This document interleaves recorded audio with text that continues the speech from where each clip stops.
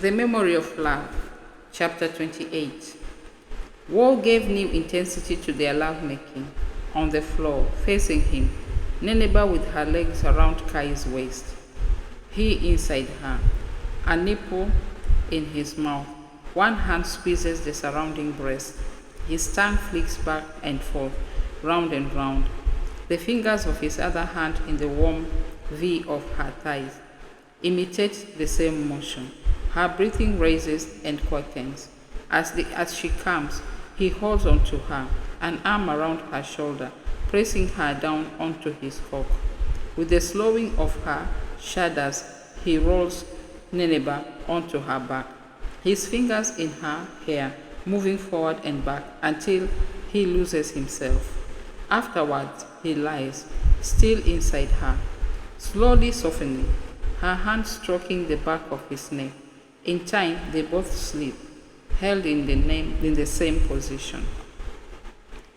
They meet when they can, around the hours of curfew and surgery. It is dark. There is no light too, no cooking gas. Sometimes they go without eating or speaking. Making love is all they do. The memory of their lovemaking comes to Kai out of nowhere. He is standing holding a paper cup of drink, purple, sweet and alcoholic. The room is hot and crowded. The memory of Nineveh's smell and taste, of the smooth skin and muscles of her back, the melting liquidness, hits him like a blast. Nothing he can do but stand still and wait for it to pass. Mrs. Mara is next to him, holding a cup of the same purple punch, dressed in a Swiss voile dress, a gathering at the hem and puff sleeves in place of the usual suit. Her smile, too long, held as stunned glassy. She's unable to smooth the furrows from between her brows. In front of them, the two departing nurses are being photographed by a senior registrar. Arms around each other, heads together, the same shade of bright lipstick, mauve blusher, makeup, bought and shared for the party. People have brought food and gifts, a scarf, bars of Lux soap, a plastic passport holder, and an outsize card signed by each staff member. The two girls squirm in front of the registrar's camera, their giggles betraying their nervousness. They have managed to arrange to go together to the same hospital in Reading. Kai, in the staff room, overheard one of the foreign doctors correct their pronunciation. Reading, not reading. How many did that make this year? The operating theaters had lost an anesthetist. He had attended at least 3 other parties for nurses exactly like this one. Or was it 3? They were beginning to merge. And now, Wilmina, the loss of Wilmina in particular, would be felt. She had the makings of an excellent theater nurse. Kai prepares to make his exit, goes up to say his goodbyes, kisses them both on the cheek, squeezes Wilmina's shoulder. Once she had a crush on him, or so he suspects. Something about Wilmina reminds Kai of Balia. Balia was another young nurse he'd known once years ago, and who had been sweet on him too.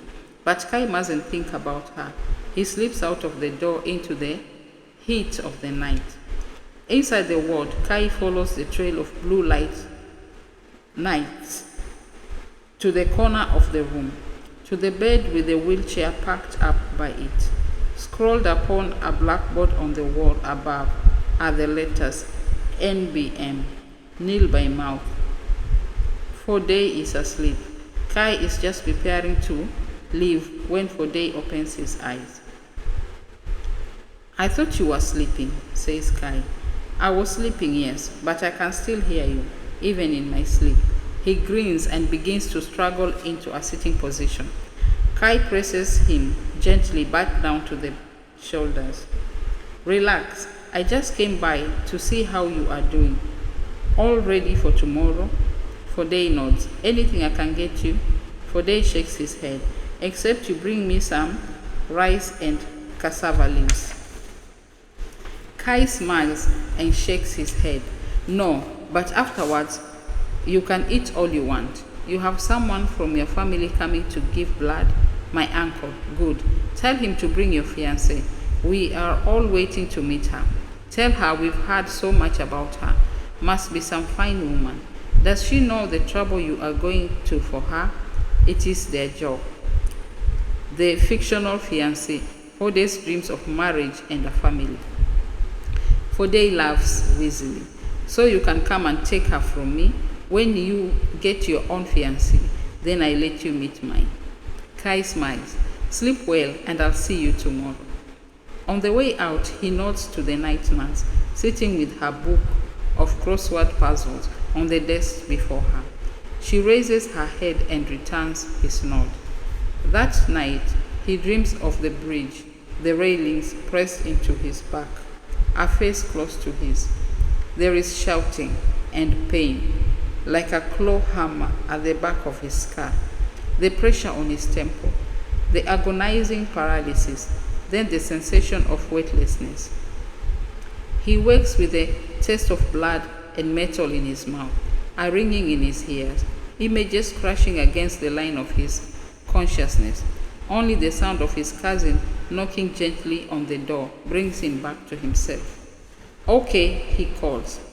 Hears her begin to move away, slow steps in the direction of her own room. He sits up, frees himself from the tangled sheets, and searches for the luminous light of his watch. 4:30, 2 hours left. Through the sleeping house, he makes his way to the kitchen. Pours himself a glass of water from the steel container. The sound of the water trickling into the glass brings on the urge to urinate. He opens the back door. The moon is high in the sky. His squat black shadow tracks him across the yard like an animal. At his heels, under the banana trees, he relieves his bladder. Heading back to the house, he stops and for a few moments gazes up at the sky, the milky streaks of stars. He rolls his head around the back of his shoulders. He feels completely and utterly awake. In his room, he lies awake, listening to the ticking of his watch and the sounds of the night, measuring off the remaining minutes. At 6 o'clock, he is still there. Also, the sounds thicken with the approach of dawn as every household braces for the onslaught of another day. Half an hour later, he comes out of sleep to the sound of his cousin rapping on the door again, a louder, more insistent knock this time. In the kitchen quarters, a popo deftly with a large knife offers a slice to his cousin, who shakes her head. Abbas is gone already, his satchel bouncing on his back. The two cousins eat together in silence for a few minutes, each with their own preoccupations. Will you help me with the chairs before you go? Sure. We can do it now, together. Kai waves his fork. Don't worry, you go ahead. I'll get it done before I go. She rinses her coffee cup at the sink. Will you join us this time? Let me see how I get on. You know you'd be very welcome. Thanks. They go through the same routine every time since the church meeting started to be held in the house.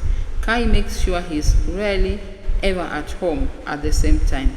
In the beginning, he was happy for his cousin for the comfort she had found in the act of worship, but increasingly he finds the other members of the church irritating. The anxious and obsequious manners they affect around him. They are awed by his job at the hospital and desperate to recruit him to their cause, unaware of how much he despises them. Their favored fatalism. Everywhere you look in the city, new churches are springing up, on every patch of bare earth, in the open air, under blue and white UN canvas, in houses and empty buildings. After breakfast, Kai carries the chairs through from the yard to the veranda and sets them out in rows. By 7:30, he is on his way to the hospital. The traffic is light. He makes good time. In the staff room, he pours himself his third cup of coffee and sits with it, watching his hands holding himself, the cup, the surface of the black liquid vibrating, the reflection shimmering and shifting. The last few nights have not been good. Hard to know if the coffee improves matters or makes them worse. Another few sips and he sets the cup down. He needs to prepare. He makes his way to the changing rooms for the operating theater. Nobody is there, just Mrs. Gomer's wig hanging on a peg like a dead bird. Time alone is all he needs. It is an important day, the second operation of the elective, out of a total of 4. When it is all over and everything goes according to plan, if no serious infections set in, and if all their projections are correct, a few months from now, Fode will walk. Not the way he walks now. Every step a flailing uphill struggle. Fode will walk tall. In the first operation, they had broken and reset the tibia of the right leg. Today, they would perform the same operation on the left leg. Kai strips off his day clothes and selects a green scrub suit from the shelves. He is restless, nervous, and overly alert. At the sink, he washes his face in cold water and inspects himself in the mirror, pulling down his bottom eyelid and inspecting his gums. His skin is dry and taut. He feels queasy. He runs the tap and drinks from his hand. The water is warm and only slightly refreshing. He sits on the bench and holds his hands up to his face. The tremble is still there. He closes his eyes and leans back against the lockers, feels his breathing slow, his heart quieten. He spreads his fingers out upon his thighs. His body begins to feel lighter. A knock on the door. He opens his eye. Yes? Dr. Mansaray, yes? It is one of the theater nurses with a message. You are wanted in emergency.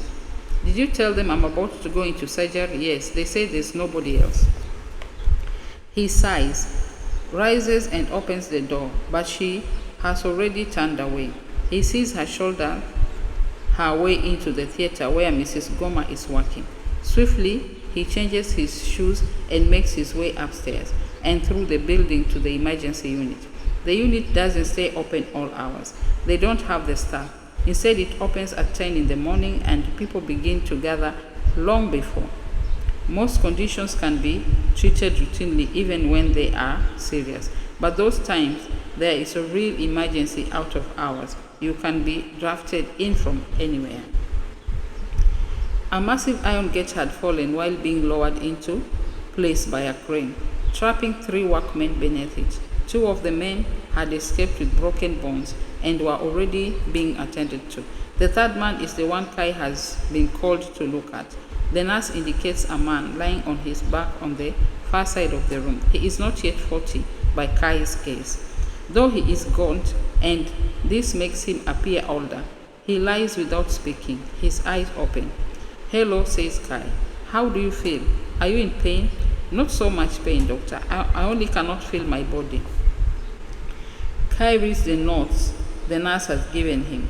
Suspected spinal injury. He examines the man briefly, calls the nurse and asks for a pin. Starting high on the man's chest, he delivers pinpricks at regular intervals. Tell me if you can feel this. The man nods and whispers, yes, yes, yes, then silence. Just above his navel, Kai backs up and repeats the pinpricks, this time to check the exact location where the sensation disappeared. Yes, yes. When he reaches the same spot, there is silence once again. Next, he checks the deep tendon reflexes at the Achilles tendon. Nothing. I'll be back, he tells the man. Who is here with you? Family? He shakes his head. My Ceci. Who's that? Your boss? A nod. At the nurse's station, Kai gives his diagnosis, likely severance of the spinal cord at T8, to be confirmed by X-ray.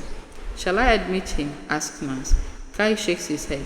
Ask him to let us call his family. Someone will need to explain to them. He excels. He hates this most of all, and to him, he hands her the notes. She takes them without looking up. Who will explain to them? No doubt she is already worried the job might fall to her. I'll do it. Call me when the x-rays are ready. Otherwise, I'll come back and check after theater. Outside, he calls Mr. Sisei's name. The foreman steps forward, pulling off his woolen hat. Kai explains to him in a way he hopes he can understand the nature of the injury. The foreman isn't stupid. He has lost a worker. He listens attentively, shakes his head, promises to bring the family himself. He is still standing there, holding on to his woolen hat as Kai walks away. Kai thinks of all the things he has not told the foreman, in particular of Mrs. Mara's decision not to admit any more spinal injury patients. In past times, they'd kept men alive for months only to have them die within weeks of being discharged back to their pan bodies, where nobody had the time or the experience to care for them, to manage their bowel and bladder movements, to turn them several times a day. No money to buy catheters and equipment. Better let them die sooner than later. The brutal fact of it, he considers how much to tell the family, whether to confine himself to explain how to care for their father and wait for the inevitable. The bed sores are the worst of it. With luck, pneumonia would take him fast. Kai glances at his watch. He will have to move if he is to be ready for the start of the operation. If they miss the slot, they might have to reschedule. In the theater, they are ready to begin. Fode has been wheeled down and is already on the table, one arm hooked up to the blood pressure monitor. He is lying on his back, the massive chest rising above him, both his muscular arms outstretched, the shape of a crucifix. His penis lies flung to one side, shaved balls nestled between strong thighs, tapering into underdeveloped calves. One splayed, one now straightened, down to the outturned ankles. On the light box on the wall, x-rays of those same frog legs. Kai bids Fode good morning, answer smile, silent and serene. Fode's confidence should be heartening. Instead, Kai feels a quickening of the stomach muscles. The team is the same as before.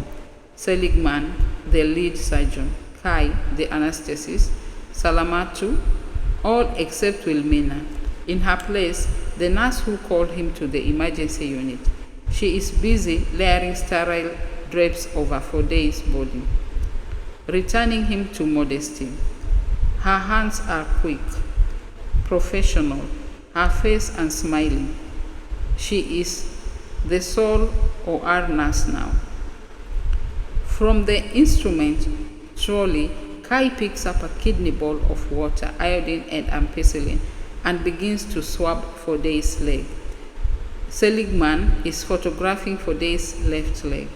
He steps forward, shifts the position of the leg, and returns to take the photograph. The flash bounces off the white walls, causing Fode to raise his head. Photograph, explains Salamatu. She slides a needle into his arm, reaches up to the IV line, and injects a fluid into it. Passport photo, says Kai, for your honeymoon. Fode rolls his head in Kai's direction and grins at him. He seems about to respond when his eyes lose focus. The lids flutter close. Good, says Seligman, putting down the camera. He peers at Fode. They are ready to begin. The nurse tightens the tourniquet around Fode's thighs. Over or under, asks Seligman. Under or over. They assess the point of entry, agree to go in under the muscle. Seligman makes the first incision. Blood oozes from the wound. Tourniquet, he says. The nurse tightens the tourniquet further. Kai, meanwhile, stands by with a diathermy wand. He glances down. The tip of the wand is waving. He takes a quick, deep breath, tries to steady his arm and his hand to stop the involuntary movement of the wand. He looks up to check whether anybody else has noticed. The nurse is finishing off the tourniquet. Seligman waits to continue the incision. Salamatu is sitting next to Foday's head. None of them are looking in his direction. Kai flexes his arm, at the same time lowering the wand below the level of the table. He counts and breathes. 1, 2, 3. It's worked before. He concentrates all his energy into stealing his hand and arm. The waving is arrested, sure enough, but the tip of the wand continues to shiver. He can do nothing to control it. Any moment now, Seligman will ask him to begin cauterizing the ends of blood vessels left by his incision. The nurse has tied off the tourniquet and now resumes her place next to Seligman. Seligman bends his head, adjusts his grip on the scalpel, and prepares to begin again. "Sorry," says Kai. "Can you excuse me a moment?" "What?" Seligman bent over Foday's leg, looks up at him, incredulous. "Are you kidding?" "Yes, I mean no, sorry." He indicates to the nurse to come and take the diathermy wand from him. "I have to go." "Something up?" Kai rolls his eyes. "Ate at the beach bar last night." Seligman emits a snort of muffled laughter into his mask. "So even the locals aren't immune. Bad luck. Go, for Christ's sake." He waves the scalpel in the direction of the door. "I can manage here for a while," chuckles as he returns to work. "Thanks." Kai makes his way to the door, stripping off his gloves as he goes, conscious of the nurse's eye upon him above her mask. 10 minutes elapse before he returns to the OR. The most delicate part of the procedure is over. Kai had spent the time sitting alone in the changing room, trying to locate the presence of mind required to continue, aware he couldn't stay away too long. He must see this through. Thoughts of Foday, of the altered technique he and Seligman were pioneering. In time, he rose, changed his robe, scrubbed back in and re-entered the theater. The nurse helped him with his gloves. He catches a trace of a question in her eyes, wonders how much she noticed. Just in time, Seligman is wielding a steel hammer and chisel. "Come and mark off the bone for me, would you?" At that moment, Foday's arm rises from the table of its own accord. "Anastasia, we are moving," calls Seligman. Salamatu pumps more ketamine into Foday's system, slowly as if bowed on invisible currents. Foday's arm drifts back down. Kai marks a groove in the exposed bone. A moment later, Seligman positions at the chisel, draws back his arm, and with a blow of the hammer, drives the chisel through the bone. Behind him, the display of light bulbs on the wall flickers faintly. On the operating table, Foday sleeps with the angels, while his shin bone is methodically smashed. 7 o'clock and he is on his way home. Almost 12 hours since he arrived at the hospital. He has barely rested or eaten. He and Seligman had sewn up Foday's wound together. The older man talking and telling jokes, full of good spirits on that day. Kai was grateful for it. Grateful Seligman was distracting himself, allowing Kai to concentrate on each satyr as though it were the first he had ever performed. Afterwards, Seligman had accepted Kai's offer to write up the notes and exited the theater, swinging his arms and whistling. Opposites on the surface, the same beneath the skin, both men thrive only in the theater. A scalpel in their hands, a human body on the table. Seligman had faced his retirement without equanimity, with the belligerence of a bull. Within 6 months, his marriage had fallen apart. His wife made it condition of their eventual reunion that he finds a way to go back to work. Now here he is, in a country far from home, operating where he is still needed. His wife stays in the house, occupied with their grandchildren, lunches, and life drawing classes. Seligman calls her every day, never returns home for more than 2 weeks at a time. In this way, they have found contentment. Exhausted still, Kai hadn't wanted to go home where the church meeting would be underway. He'd passed by Adrian's apartment, found the place empty, showered and changed back into his day clothes, rummaged through the fridge, nothing too much effort to send someone out and begin to cook, and in no mood for the canteen. He decided at last to go home. The traffic is slow. The poda in which he travels inches its way around another of its kind, broken down in the middle of the road. Traffic passes either side like a sluggish river around a rock. Sometime after 8, Kai slips through the gate and makes it to the back of the house. Unobserved, there he takes a beer from the fridge and carries it out to the yard, where he sits in the half-darkness. From the front veranda come the booming words of the preacher, florid and false. He can see the preacher in his mind's eye, the peanut head, myopic gaze, striped suit, leather-soled shoes, his cousin's folly. He takes a gulp of beer. It is warm and gassy. He scratches his scalp, which has now begun to itch, and slaps at a mosquito. He drains the first bottle of beer and goes in search of another one. Within a couple of minutes, the second bottle is half empty. From his room, he fetches a tape recorder, sits with it under the banana tree, buzzing the tape back and then forward, trying and failing to locate a song to suit his mood. Abbas appears before him, dressed in his pajama bottoms. "Guess what I saw today," says the boy. "Not now, Abbas." He swallows from the bottle. Hunger has been replaced by thirst. Abbas presses on. "I saw the 50 orange monkeys. They came to my school." I said not now. The words come from fast and harder than Kai intended. He sees the boy blench. Abbas freezes. His mouth hangs open, the reminder of a smile upon his lips. Eyes liquid bright. He is uncertain whether his uncle is joking. Kai continues to sit, staring at the top of his beer bottle and breathing hard to control a sudden inexpressible anger. "Go to bed. Go on," he says in a low voice. By the time he recovers himself, it is too late. The boy has fled. He is into his third bottle of beer when he remembers the man with the spinal injury. The family must have been waiting to speak to him, and he had forgotten. By his fifth bottle of beer, he is drunk and still not ready to sleep.